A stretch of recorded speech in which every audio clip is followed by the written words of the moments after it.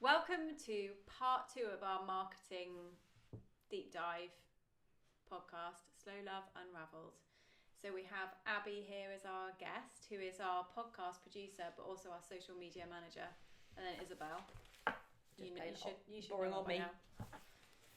But so the part 1, if you haven't listened to it, we covered, how we started, what our marketing strategy has been from the beginning, and kind of increasing our growth. And we covered the sort of content trips, a little bit about working with influencers. Yeah. And then about ads, paid ads, meta ads especially. And then, so we are now going to be discussing what's first on your list, Mummy? I know we touched on influencers in the last one, but where we've kind of really refined the marketing, how, compared to when you guys first started, how do you think that kind of influencer marketing model has changed, if at all? I think when we first started, or maybe even before that, it was really easy to send something to an influencer, then post about it, and then you make loads of sales. Whereas now I think it's a lot more saturated. There's a lot more money, there's a lot more influencers, there's a lot more brands. So there's so much more going on these days that it's also really hard to know what's organic, what's real, does that influencer really use this product? It's really tricky to kind of find that.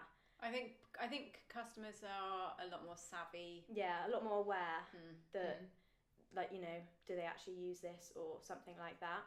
And I think we've always, from the beginning, tried, and I think there's only really been very few occasions where the fit hasn't been quite right, or something hasn't really worked. But thinking kind of outside of Slow Love, that kind of saturated influencer market, I think the key thing now is finding a really sincere match to your brand with an influencer because of that saturation in the market. 100%. Yeah, I think that's something we have mastered quite well recently with one of our recent influencers, it's more of a user generated content. And that's fairly new, am I right in saying that where we were just saying the influencer as for me, as somebody who was not traditionally in marketing or somebody outside of a brand, would think of an influencer as somebody with a massive following or a bigger following, kind of in the thousands, over 10,000, who post every day, and it's very kind of stylized content, or very the content has been purposely made for a specific reason. Because of that saturation, that user generated content has kind of come in as similar ilk to influencer marketing, but the following isn't there, but the sincerity is there. Yeah, definitely. It's kind of like what we did from the beginning with Holly being the face is that is user generated content, or what we do, that's again something that's almost replacing it, is we're using our team for our content, so that's user generated content rather than paying someone to do it. But I recently came across this girl called Rebecca Russell on our Instagram. Oh, she's so amazing. Yeah. And she had done a styling video in our ski club jumper, and I looked at her account and she had a couple hundred followers, and the video she did was so nice of that jumper, and we really needed some more content of it. So I asked her if we could use it on our account, and she said yes, and it did really well because she was just so happy. She was so smiley. She's very natural. Yeah, and you could just tell how much she really loved the jumper, and we have then sent her a few more, and she's doing a bit more user generated content for us. But that's where it's we weren't no, we're not going to send it to you because you haven't got thousands of followers. We wanted to send it to you because your content was so organic. Yeah, exactly. I think marketing it's like lots of things. It is cyclical, isn't it? There's going to be all of these cycles and peaks and troughs of what works and what wasn't, and it is a juggling act, and finding that balance is really, really important. And that constant having Abby in the office more often, Yeah. Even though Abby's in the office 3 days a week, we do have purpose, like time slots of what we discuss, what we plan, and that is a really important thing, to make sure that you are getting a good balance of different types of that different influence. types of content. Different types of content and marketing. Yeah. It is really tricky, because I think the watching influencers who take their job very seriously, I have a lot of respect for how they do it, and they're, you know, the consistency, they're really professional, and I do think it works really well in those instances, but it just feels, you know, it can come across quite insincere if it's somebody that wouldn't naturally maybe wear your product. If you're looking to work with an influencer, I think you have to be really honest with whether it's something they would wear day to day, and if it is something that you just send them and then it goes straight onto Vinted afterwards, That's heartbreaking. That is. It's just not going to work. It's just not going to work, and I don't think it's really being honest with your customers either. For them and for us. 100%. Yeah. It's actually really interesting looking back through people that we've worked with, and we are really lucky that the majority of them are amazing. But the point you've just made is actually, if you scroll back through their Instagrams, the consistency in their style and what they love is really the same from when they first started to what it is now. And the ones who are really honest about, I'm not going to say yes to everyone that wants to send me something, because and we've had that before, haven't we? We'd love to send you this, and their reply being, thank you so much, but I just don't love it, and I'm not going to wear it. And actually that engagement is such a nice engagement still, and because I think we can still work with those people, but possibly with something else or a different product. So I think that's a definite important factor to consider if you're going to use that type of marketing, is be really honest and open with who you're working with, and vice versa as an influencer, having that really kind of honest engagement with a brand is much more appealing. I agree, because even when we're searching for influencers to work with, or we get DMs daily from people asking to work with us, like one look at their account, you know if they're going to suit us or not. And I think the kind of technique we use is really like hand picking people based on their style, if we think they would wear our items, if they're or even right like looking age, through our own followers. Age demographics, another really important one. And like one thing we have done a lot in the past is where, the same with like Rebecca, she had a jumper of ours, well, she had a few I think, and did content in it, and like she loved it so much, and they're the kind of people we've worked with, also like people with massive followings who have bought products. Chloe Hayward, she's a really great example of somebody that was just such a lovely natural fit. But these things kind of don't, I think lots of people ask us as a brand, how do you do this, how do you do that, and these things don't happen. We don't always, contact, some of our celebrities that we've had that have been seen in that hasn't none of those really have happened by us directly contacting them. They've happened because we've put all the effort and budget and planning into marketing that has then been seen by, who are some of our biggies? Well, Hillary Clinton is obviously a really big one. And we still, to this day, don't know how she got that jumper. It was obviously it would have only been able to come from us, because we're the only ones, even when we've trialled a bit of wholesaling, we're the only ones that have sold the feel goods. The original feel goods. Emma Watson, again, we don't know how she... no idea. Oh my, Hilary Duff bought one. She just bought it with using her name. We sent it to her, and then she never had like a full thing of her wear. It was when she was pregnant with her last Baba, so but somebody sent us where she'd taken her kids to like a soft play, and she was wearing it there.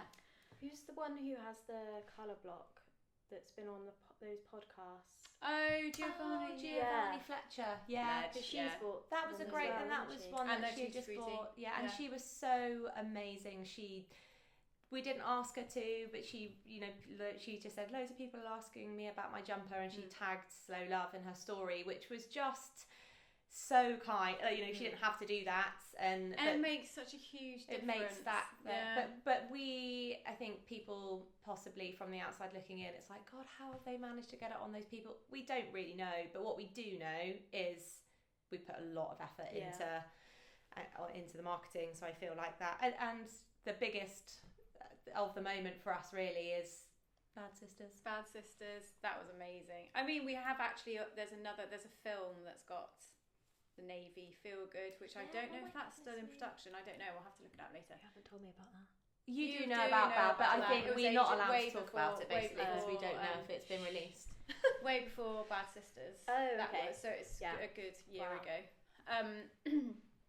No, so that was a costume designer just got in contact with us. They bought 5 of the Black Young Hearts. Yeah. Told us roughly when. She was amazing, actually. She was really good at communication, and she let me know how well it had been received and that everybody loved, all of the actors loved the knitwear. And then when that came out, it just absolutely catapulted. Where we had been sort of trying to grow the brand so much, and it had really hindered our cash flow a bit. That's an understatement. It really hindered our cash flow. That's when Bad Sisters came out. We were out of stock of the Black Young Hearts. We knew that Bad Sisters was coming out at a certain time, so we did have, more than we would normally have being knitted, but it still wasn't a huge amount because we do everything. I just smudged my eye makeup. No, you look great. Oh, maybe a tiny bit. You just sort me out. Sorry. I think that's your like Makeup. I think okay. That's just your winged eyeliner. Yeah, your Where winged eyeliner. So when that released and we sold out of that in one go, it was like, what? We definitely underestimated the response. Bad Sisters. We should have had. We should have. We thought tried we'd gone to big. organise more. We thought we had ordered enough basically, and we hadn't. But that's in a weird roundabout way. That's also kind of worked well for us that it did sell out, and because of the nature of the product, it takes a little bit longer, and that kind of wanting something you can't have as humans is actually in itself its own little marketing kind of nugget.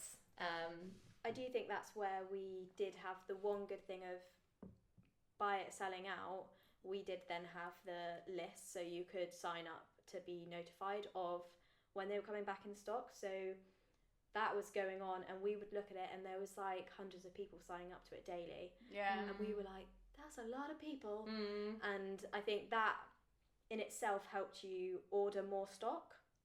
But also when we were like, we've done like 2 releases, I think, since it initially sold out, and they sold out that evening within like an hour. So we've then... I think the first one was 7 minutes actually, which was bonkers. And then the second one, we were so conservative. We were like, we don't think it will be like the weekend, and it was in the first hour. And lots of it's kind of sweet, like the emails and the DMs that roll in afterwards, like, oh God, I didn't get one again, or like, please, and lots of couple of gentlemen being like, if you can get this for me for Christmas. That was the first one. That would be amazing. So it was that was a Bad Sisters was amazing. Bad Sisters but was Bad a really Sisters big was, one.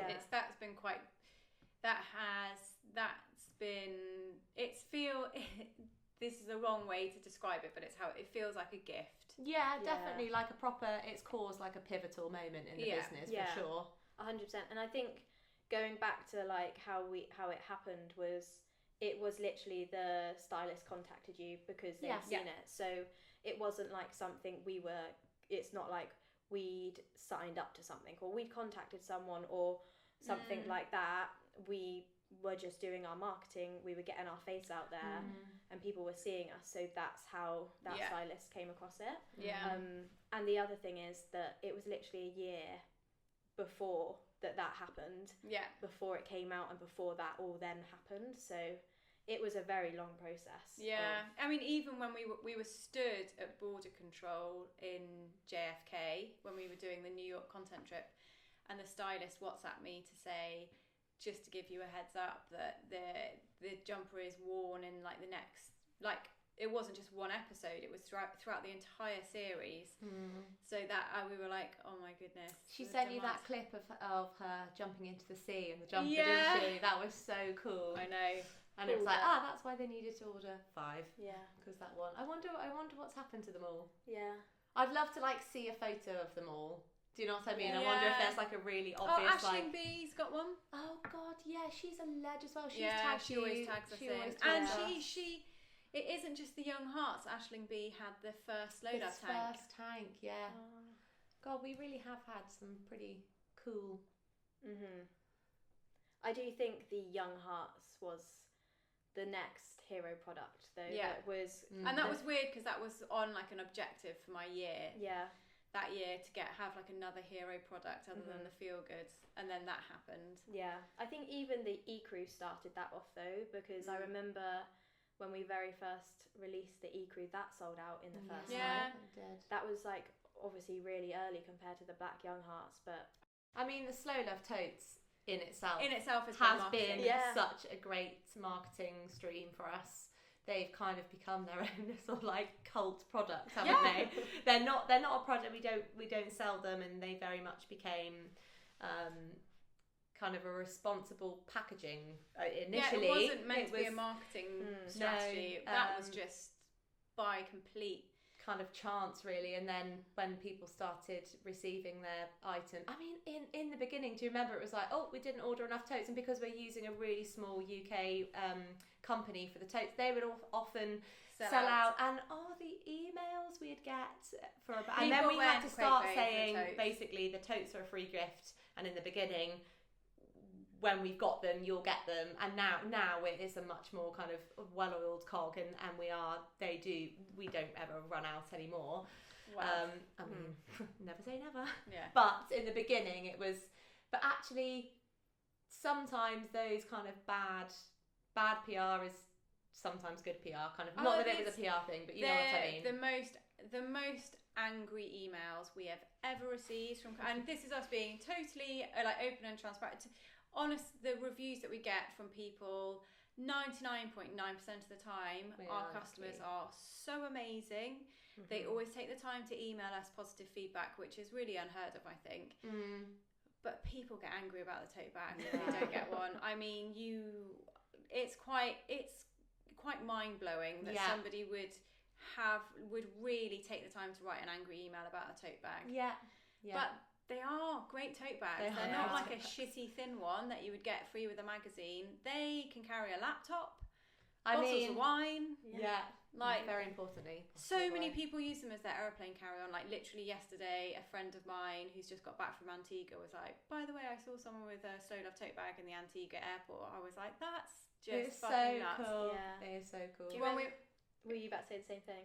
In Heathrow? Yeah. Yeah. Me and Holly were walking to the toilet. It was quite early in the morning, I think, when we were going to New York. And we just walked past, we were walking up and I could see a Feel Good. I was like, Holly, there's someone wearing a Feel Good. I forgot about that. Yeah. And she was like, I love your jumper. When we did the pop-up in London with Kindred of Ireland, a lady came in to try on her tank, and her husband came up to Holly and I, and he was like, I just want to say your tote bags have become like revolutionary for our family. Like we use them for our beach bag when we take the kids to the beach. We use them for our food shopping. Yeah, we were God, he really loves our tote bags. He loved those tote bags. Some people must have quite. I mean, I think I've got about 4 in my house. Yeah, we have got an insane amount of tote bags. Didn't you find 11 under Aurora's bed? Yeah, Aurora's Holly's daughter. You found 11. I found 11 totes in her room. That's how useful they are. Even the kids want them. Although my son did say he wasn't going to be advertising our company for free. When I asked him if he wanted to use a tote bag as his PE bag, he was like, I'm not advertising our company for free. That's quite iconic. Yeah, takes after his mummy. Yeah. I always call Holly iconic, literally every day. So something we did, actually Holly mentioned it in part 1 of this, was something we should have done a lot earlier than we did, but we kind of didn't have the budget or the bandwidth, and really kind of there was just lots of different priorities shouting at that time. But something which has had so much amazing feedback for us is our sizing guide that we did on the website. And we were really how did it come about? It was something that we always wanted to do, and then Holly put a story up just being like, this is what we want to do, we're really passionate about using real people. I did a casting call post. That was it, casting call. Oh my god. Yeah. When we talk about bananas. It went bonkers. We had hundreds and hundreds. We had people in California saying that they'd fly over. People from Which is from why up north. I did specify we weren't paying travel. But it was lovely to have it was really, really well received. It was a really sought after opportunity, which was a real confidence boost for us as a brand, even though we knew that it was just so lush that so many people wanted to come and do this with the brand. It was great, but it took then it was like, actually this is going to be a really long thing. And I think because originally we had said we just want one person per size to do it, and then we were like, actually we should really do it on men, and then actually we should do 2 women per size bracket, and because the height, the scope of height. And the height, and then as we were thinking about it, it was actually there's heights, there's boob size, there's a lot, which is, again, we do get quite a lot of emails about boobs, about is this going to look good on? Sorry, it's something I always, if we don't get these DMs because the Shop by Size has done its job, but when I do always say, I mean, it probably sounds quite pervy, but I'm just like, do you mind telling me what your bust size is, because that will really make especially if it's a tank top for me, it's really important. But it was a lot, and Abby was redoing our website at the same time. I think that's ultimately why we did it at that moment, because we were redoing the website. We got to one of those junctions in the business where it was like, we really need to do this. We have next. to be able to offer this. That was off the back of a meeting with Vicky. Every single thing was coming back to, you need to do the website. You need to do the website. So that was a big investment of money and time and an effort from kind of the whole team touched that, didn't they?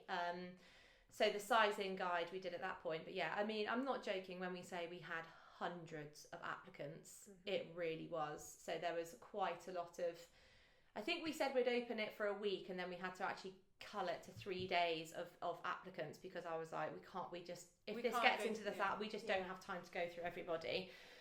So we cut it and kind of picked up. You were very clever. Isabel was getting all of the response, the application emails, and she'd set up a Google's form for people to fill out to so I could filter everything, which was really handy. Yeah, it was really handy, and it was actually a really long. Was it 3 days? It was 3 long. It was 3 long days, but it was such.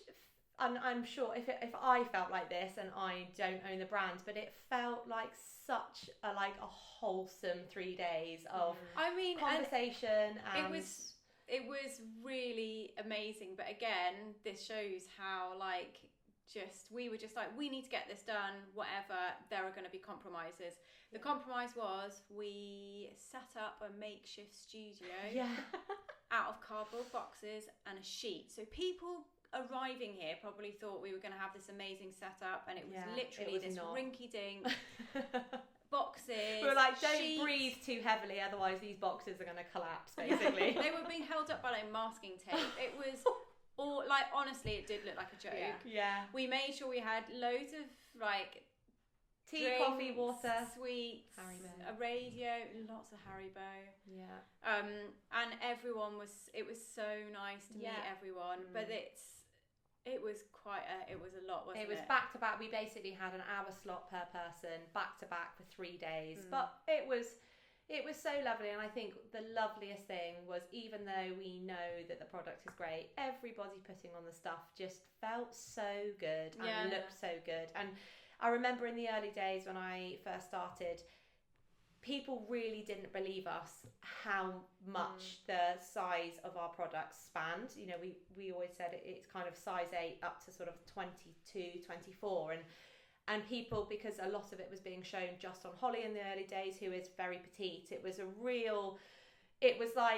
kind of getting that trust. It was almost like people thought we were lying to them, basically. So it was really amazing to see all of these men and women, all different shapes and sizes, looking great and feeling great in the products. It was, and we just had such a laugh, didn't we?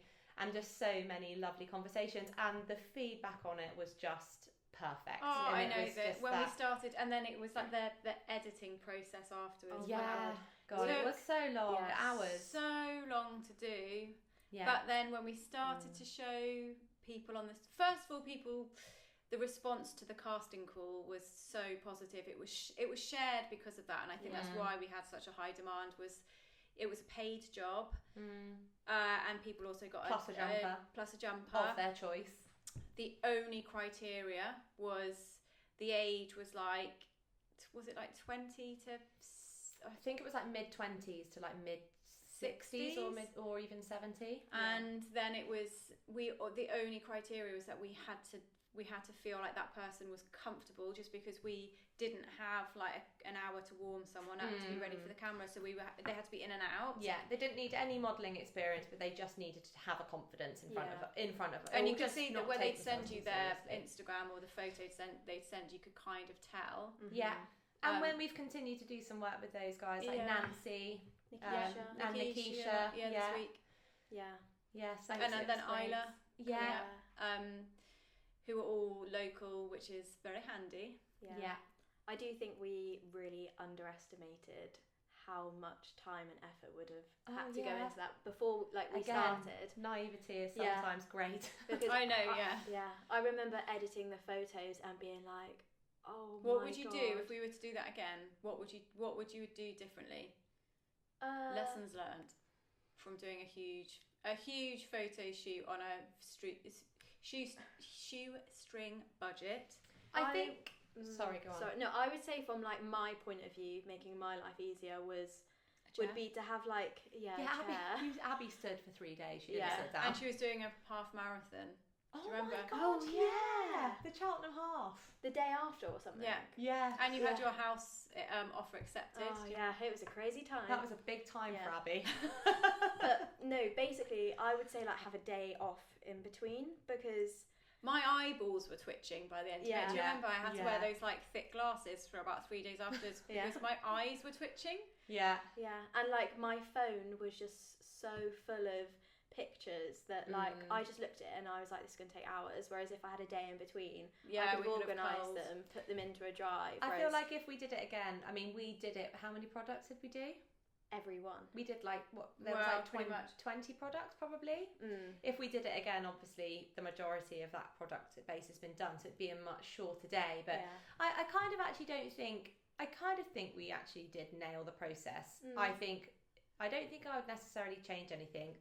We would just be much more aware of how long it took. Like Abby originally was going to edit all of the photos herself, and we ended up outsourcing that. So having that understanding at the beginning that we need budget to outsource the editing of the photos.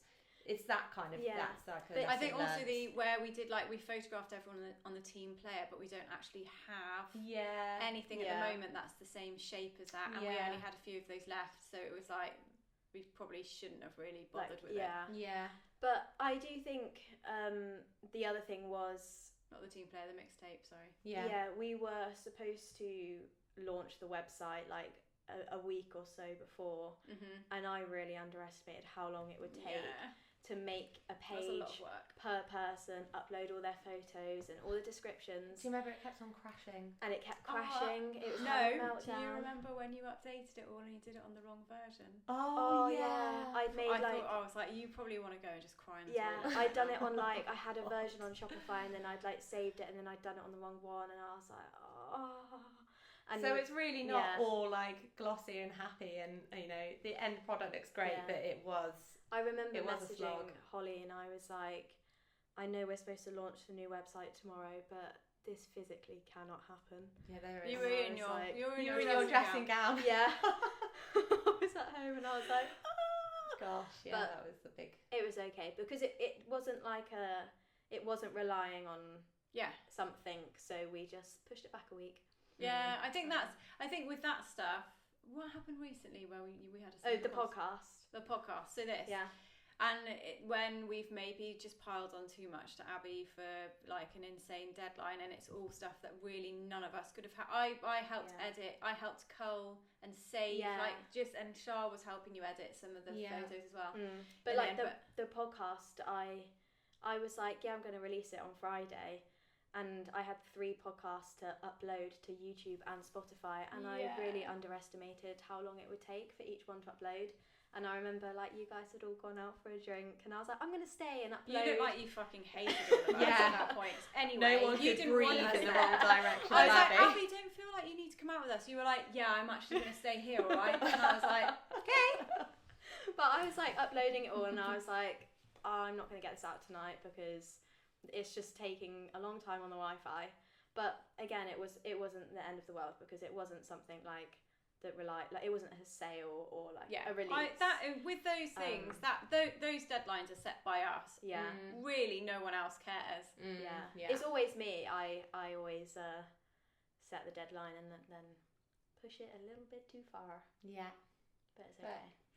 We smashed it. Yeah. And Saturday morning was a great morning. It was a great morning to launch a podcast, yeah, actually. I'm actually glad we launched it Saturday morning, then Friday night. Yeah, I think it worked really well. We all listened to it, didn't we? Yeah. I listened to it on a run.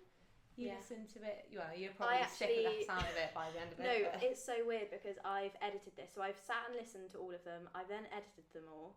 Oh my God, they're so funny. Yeah, and then I've then sat and listened to them as well. Funny. But I actually listened to the first one on Spotify Friday night and nobody knew that it was there, so I quite enjoyed that. That was a little perk of the job. Yeah. No, because you had told us that you had uploaded one of them to YouTube. And I listened to some of it on the way home, and I could see that it said one view or one listener, and Abby saw that and took it down, and we went for a little run together the next day, and I was like, by the way, I listened to the one on YouTube, I found it. She was like, oh God, that was you, I took it down, because I was like, shit, somebody's found it. And it was me. It was me. Legend. So again, like the podcast is another thing that, you know, it was like another marketing idea of, it's another way of getting our voice out there, and like it's great for TikToks because there's going to be a lot of TikToks I can create from this. It is really good. I also genuinely, obviously we're not reinventing the wheel by doing a podcast at this point. I know that like literally every Tom, Dick and Harry has one, but this is why you and I like Grace Beverley's, and all of us, the Diary of a CEO, which is actually how I came across Grace Beverley, was because I was interviewed her twice. But if somebody was starting a brand, I feel like this is the stuff that I wanted to hear. You feel like there's a lot of gatekeeping, and I think this is where there are questions all the time. Like when Charlie and I went out for Sunday lunch last year, just before I was going to number 10, and I'd fallen and hit my chin. Oh yeah. And I had to go to Cheltenham to get some makeup to cover this bruise on my chin, because it looked like I'd been in a bar fight, and I was going to this international female in business event. And Jade Holland Cooper was at the table next to me having Sunday lunch with her family, and I was like, I just want to follow her to the loo and ask her how she scaled her business. But that would have been so weird. Yeah. But I'm not comparing our size of business to Holland Cooper. Yeah. But we are on an amazing journey, and I think it's always useful to, and this is why like Isabel and I have become good friends with the couple who own Kindred of Ireland. Yeah. And it's our favourite thing is just because they are starting a brand, but it's really comforting to just sort of chat about the like pain points and the way we've done certain things, and it's like, oh, this happens to you as well. It's not just us. Yeah. It's not just us shooting from the hip or kind of making really last minute decisions, or that some pay off and some don't. That is, it is quite nice knowing you're not the only ones. Yeah. And I think like helping people, like we listen to Grace Beverley's podcast and all of these other podcasts that have helped. Like I remember you telling me that, wasn't it like you wrote your business plan from? Oh yeah, so I did my first business plan before I met either of these two. Was from Grace Beverley did a talk through her pitch deck, which is what she used to do her first fund round. What's it called? Funding round. Oh my god, my words are going. Investment round. Yeah, her first one. She did a YouTube video going through each pitch deck page, going through each one and why she did that and why she saw her brand in that place. And I was like, this is a fucking shout for actually doing a business plan that makes sense. Because all anybody would say was like, what's your forecast budget? So the accountants, the first thing they said when they registered the company was like, well, how much do you think you're going to turn over this year? I was like, I don't even know how I meant to answer that. Like how? It feels like it's just a big lie, because if I said I would like to turn over X amount, it is literally plucking that. When you've just started and you don't have any data to go off, how on earth was I meant to say, I think we'll turn over X amount this year? So for me, it was when she did that, it was a really useful way to like visualize. And I now each year to date, when we have our meeting in January, I basically look back at the one I did the year before, although we are just going into our official 3rd year, so it's not been that long I've done it, but it's just been a really helpful way to do it. And I just use the same deck to sort of, and I go over where, each point from last year, and then where I see what's happening for this year. So it's handy. So that's basically why we started the podcast, so we can also help people do the same. That's very true. What's it called? It's lowering the barrier of entry. Is that what the term is? I don't know. Something like that. Some horrible jargony, googly word. But I think it's Sounds also like something that James would say to you later. Sounds like my salesman husband would say. No, for I other got things. clear. Let's think of a thought cloud. But I think it's also Can you lower interesting. your barrier of entry? Anyway, I think it's also interesting because none of us have that experience either. Yeah. In what? In running a brand, selling. Yeah. I hadn't done marketing for an e-commerce business until I met you. Yeah, and I've never started an e-commerce brand. I mean, Pre-Love did it, but that was different. It's not the same. You've not done this, so No. we're all learning together. Yeah. And again, like we mentioned in the previous podcast, it's okay and very obvious in this marketing podcast, it is okay to make some mistakes, and sometimes not. The area of unknown is actually a very big gift. Yeah.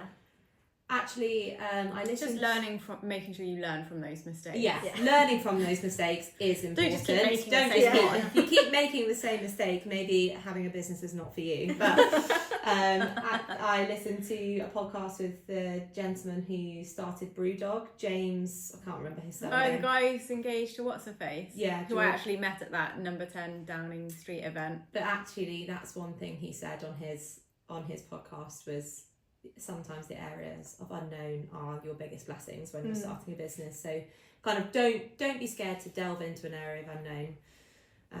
Also, something I think is that doesn't get said to there was a lot of noise around me when I first started. It was no one really taking me seriously. Oh, it's just a little hobby. Literally everyone. I used to say that, and I didn't want to sound pessimistic, or I was being and then I think we were all sat having a drink outside somewhere, and somebody I knew came along and asked what I was up to, and I said about the knitwear brand, and she said, oh, why don't you go and ask so-and-so, they're doing a charity fashion walk in the town or something, and maybe you could get your stuff seen there. And I was like, oh, thank you, that's a good idea. She was genuinely being really sweet and helpful, and Abby was like, oh, I see what you mean. And I was like, well, I think she just genuinely hadn't seen it. But by that point, it was all of these people, we were sort of leveling up so quickly that I was living in this sort of funny world where no one here kind of knew or, understood. Yeah, if anybody sort of to do with business locally, I still didn't really take me seriously. Then to a point, even our accountants, that first meeting with our accountant, he was like, oh my God, I genuinely thought this was like a little hobby for you. And it was like, no, I'm a really big girl running a business. I can do big girl things. Thank you very much. Yeah, so it was like that. But then all of a sudden, when everyone suddenly started to notice the brand, it was like a lot of noise in a different way, where I get a lot of people giving me advice or assuming that Charlie does the business end of the business. If he talks about it a lot, and then I'll get kind of advice from all different areas, from people giving me advice, even people that don't have any experience in this area, sort of imparting their wisdom. So I think, like you were saying, just that sort of the unknown, there is an element why we've got, and I do have to say this sometimes if I'm having to sort of stick up for us in a situation, there's a reason we have got to this point on our own. And yes, we do need to learn, which everybody does, and learn from those mistakes, but there's an element of, we're quite open, as you'll see from this podcast, that we are very much learning on the go, but there's a reason why we are here.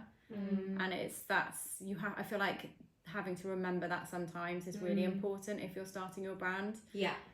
What's that thing you just talking then about people giving you advice, and you always say that amazing thing, which is only take advice only take advice from somebody that you would be willing to trade lives with. Yeah, I think that's such a good point.